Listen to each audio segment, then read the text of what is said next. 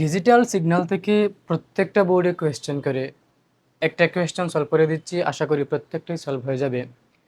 আমরা জানি এটা একটা ডিজিটাল সিগন্যাল, যেখানের প্রত্যেকটা গড় হচ্ছে এক একটা বিট এবং বাইনারিতে 0 এবং 1 এর বাইরে আমাদের যাওয়ার সুযোগ নেই। কোয়েশ্চেনটা হচ্ছে সিগন্যালটির সমকক্ষ বাইনারি মান কত? এখান থেকে 4টা অপশন থেকে আমাদেরকে আনসারটা করতে হবে। সো আমি টেকনিক শিখিয়ে দিচ্ছি, টেকনিক বলতে অ্যাকচুয়ালি অথেন্টিক ওয়েটাই শিখিয়ে দিচ্ছি।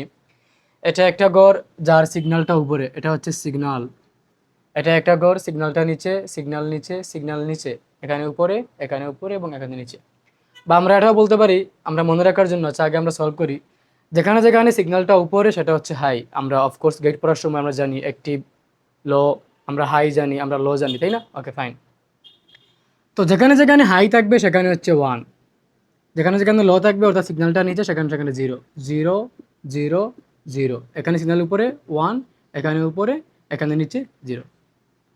তো তোমার যদি সিগন্যাল হাই বা লো মনে রাখতে কষ্ট হয় তাহলে মনে রাখবা এটা হচ্ছে একটা ঘর যার উপরে ছাদ আছে।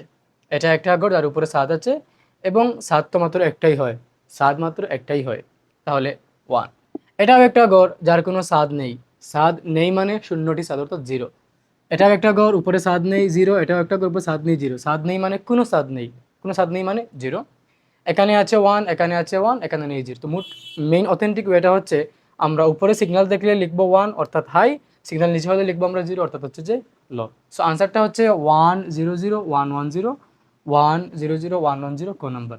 তো সিগন্যাল থেকে প্রত্যেকটা বোর্ডেই প্রত্যেকটা সালেই কোয়েশ্চেন আসে, একটু চালাকি করলেই কিন্তু ভুল হওয়ার সম্ভাবনা অনেকটাই কমে যায়। Thank you.